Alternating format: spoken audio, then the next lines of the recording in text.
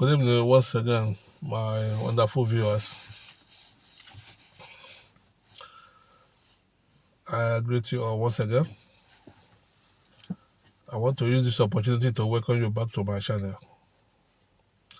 Please, if you have never subscribed to my channel, please try and do so.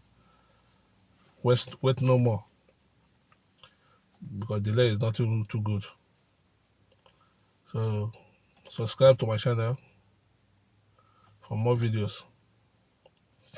Follow my channel, comment, hit the like button, click the bell, so whenever I have a new video, you'll be notified. So follow my channel, because the only thing you can do to help my channel is to subscribe and to share the videos to go viral. My people, I just want to address my people, but I'm going to use my Igbo language, because whenever I want to discuss with my people, whenever I want to talk to them, for the words to get into their brain, for them to understand what I'm saying, for them to get the point, for him to get into their memory or blangata, let it enter straight into their brain. I normally use my local language so that everybody will understand. Someone will say that I don't understand English, I don't understand the grammar you are using. So when I use my local language, everybody that calls himself an Igbo person from Old Eastern region must surely understand. Be your mother, be your father, be your old person, everybody must understand, because that is why I want everybody to get this video. I want everyone to listen to the video. So without wasting much time, if you could have before Basalo, the Bubu and the Bundebai, if I never Anambra State, and if I never Igbo in general, also Anambra State. Anambra State, the bunker does be the call for. Makana, it would allow on your jaw, tinye n'ọnọdụ ọ na-ekwesịrị onye ama n'ọgụ onye abata na idea. Ife ọbụla ndị tire n'ebe anwa si emebe ka ọ ga na-eme, onye ọbụla na-alụrụ ndị ile ọrụ, ife ọbụla ịgwara eme ọ ga-eme ya. O nwere ife mgbe ndị obodo na-agbọ power mongers, ndị ọbụla efu ihe gbasara ọchịchị na-atụ ụtọ too much. Ndị ahụ efuru ife anwa ha ga-emefe ọbụla, and ife na-achọpụta bụ na ndị niile bụ most of people na-achị na Igbo be anyị, fancha bụ ndị ọchịchị na-atọ ụtọ. Fa na-achọ ọchịchị ka a chụta nke taa nke echi, maka ife a na-achọ bụ ebe ha ga-aga zụta ori, ebe ha ga-aga ezu ori. Ha na-abata dị ya ka abịa chịa ndị mmadụ, ha na-abata dị ya ka abịa dozie obodo, fadị na-abata dị ya ka amara ife a ga-eme ka obodo dị mma, fadị nakwa na-abata dị ya ka abịa mezie obodo, mere ndị mmadụ aka, rụọ ụlọ akwụkwọ, rụọ ụzọ, mee ife niile. Ọnwa ife a na-abata dị ya ebe eme. Ị chọrọ ịgba nna ha many years na madam ha many years na sisi obodo ha si nwere independent ruo taa, na ọnwa ihe dịka ogbe, ezigbota ogbe na Igbo niile ahụ. Ọnwa ihe dịka ezigbota seaport na Igbo be anyị ha. Ọnwa dị ụgbọ mmiri na-esi ebe ọbụla esi abata. Mana ndị Igbo bụ ndị na-azụ afịa. Ndị Igbo na-ebubata ngwa afịa na-ebubata na Nigeria from all over the country. Ọ ndị Igbo. Mana anyị enwe ha ni ụgbọ mmiri ebubata ya ibu na Igbo ha direct. Mana anyị wabụ ndị Igbo nwere mmiri kacha mmiri isi from Onel na Rivers State ịbata na Atlantic Ocean, the very very short, very very closer than isi from Lagos ịbata na the Atlantic Ocean. That's very far. Na Atlantic Ocean ka dị anyị nwa bụ ndị Igbo Biafra nso than ndị ofe mmanụ. Mana ha bịa buru ebe si na bụ na be ha onwezi onye Igbo chọrọ ibulata ngwa afịa ije si na obodo ndị ofe mmanụ ije ba ise ba gbaa ya wee buru bataba ịgba ebe ahụ wee ise ba wee buru bataba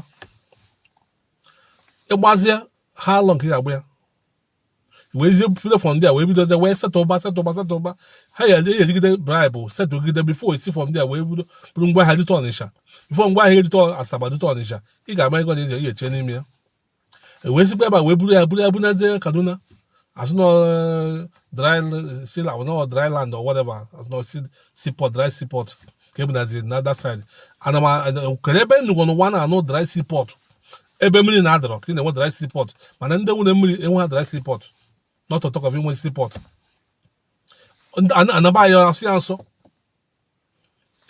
ebunara ha ndị be anyị na-achịtara awụfu mana nke kachasị nke bụzi nke iyuzizi ndị be anyị wee na-egbusizi ụmụazị nke ahụ bụ ife na-ewutezi m tụmọchị njọ ka mmezi ka ndị mmadụ mata ka ife na-eme na be anyị ife ọmụ na-efu na-eme na be anyị na-abụ ihe ndị efu na-asị na ndị na-achịkọta be anyị anya ukwu na-egbu ha anya ukwu unu ji afụ ife a na-eme na ala Igbo be anyị tụa anya ukwu ka eweta ka elie ka a chụdo akpa ka a bụ ebuju akpa ka ekota koju akpa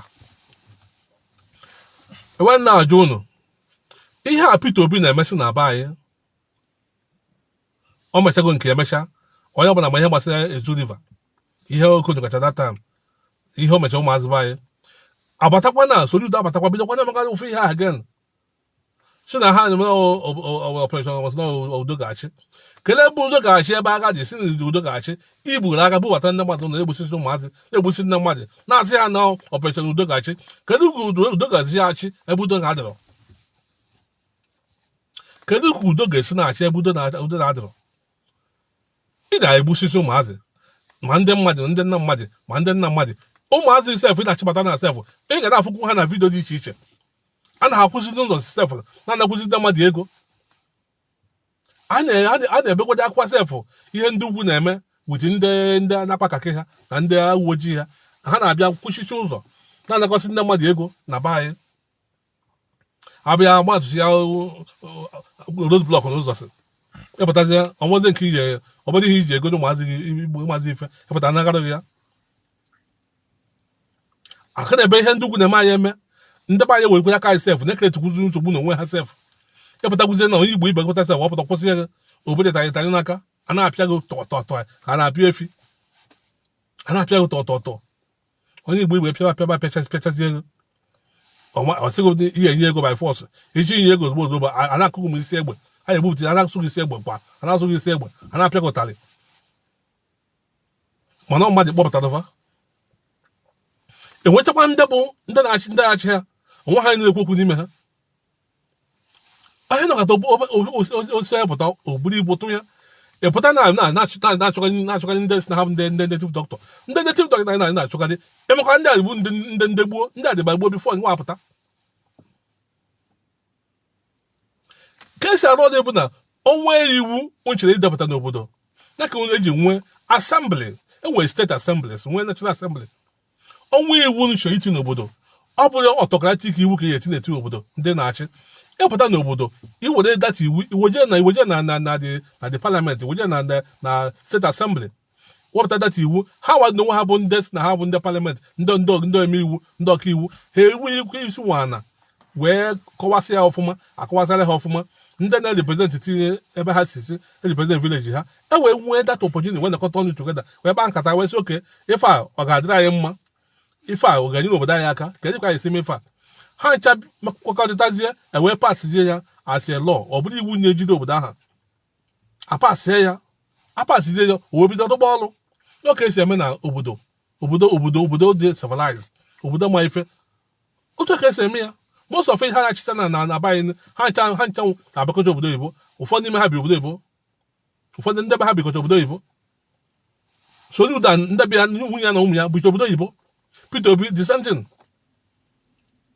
Hope Uzodimma dissenting ihe na anya ha ncha nwunye ha nọcha obodo oyibo ụtọ ụmụ ha a na-agọzizi ndị mmadụ ka anyị ga-esi bata na steeti na-etinye iwu ebote na-achọkarị ndị mmadụ itinye iwu ọnwa iwu iti n'obodo mebi na iwu anyị tiri n'obodo na ndị dibịa na ụmụ ndị dibịa adịghị emezi ọfụma, ụmụ ndị ji ya emezi ihe ọjọọ, ụmụ ndị ji egwu ndị mmadụ wayo, wee ndị na-eji na-ezu ori, wee ndị na-eji ya na-emezi ihe dị iche iche, na-agwazi ajọ ọgwụ, na-agwara ndị na-atọ ndị mmadụ, na-agwara ma ndị na-egbu ndị mmadụ, na-emezi ihe dị aṅa.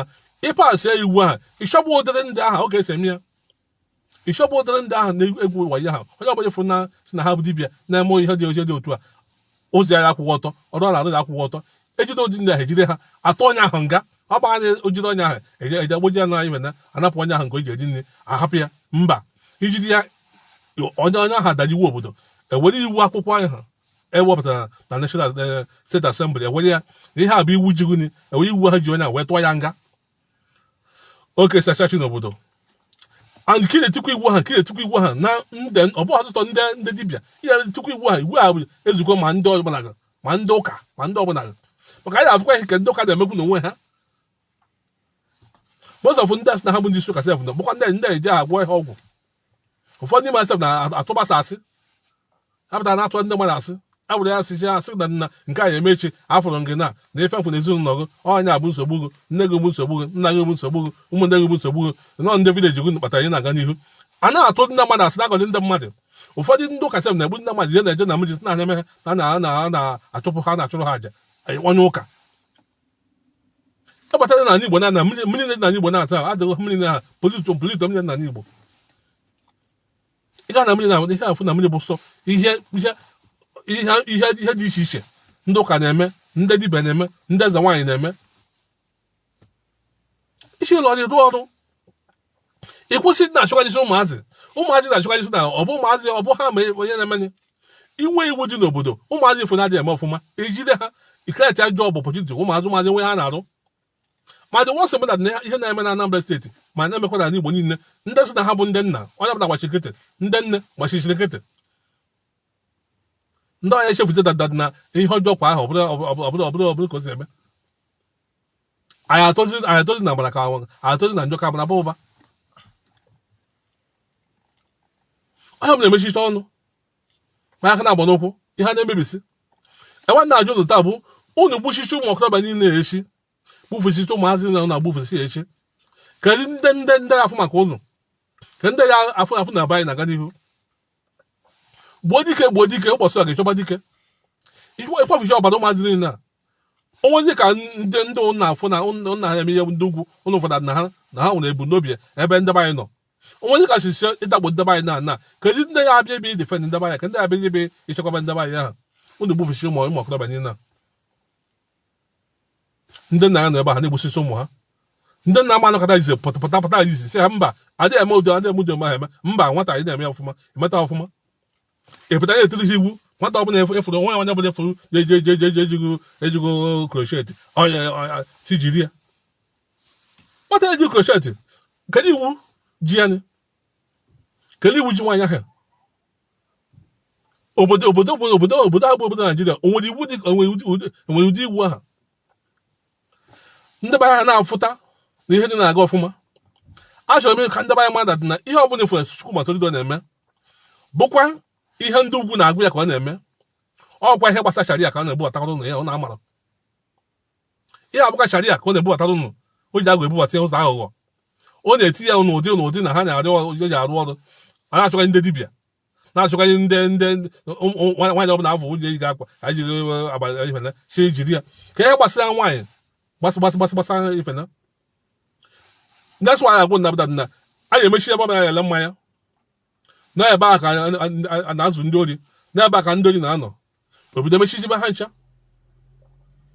Ụlọ akụ ebe hotels na-eji ụmụ nkwari ọdọ ndị ọzọ onye ebido na-emechibi ya. Ọzọ na ebe a ka ha na-eji ala ọjị. One after the other ka Soludo ji apụta na ndị otu ha. Ụna na-afụ ihe na bụ normal ife bụ normal. Ihe na-abụkwa normal.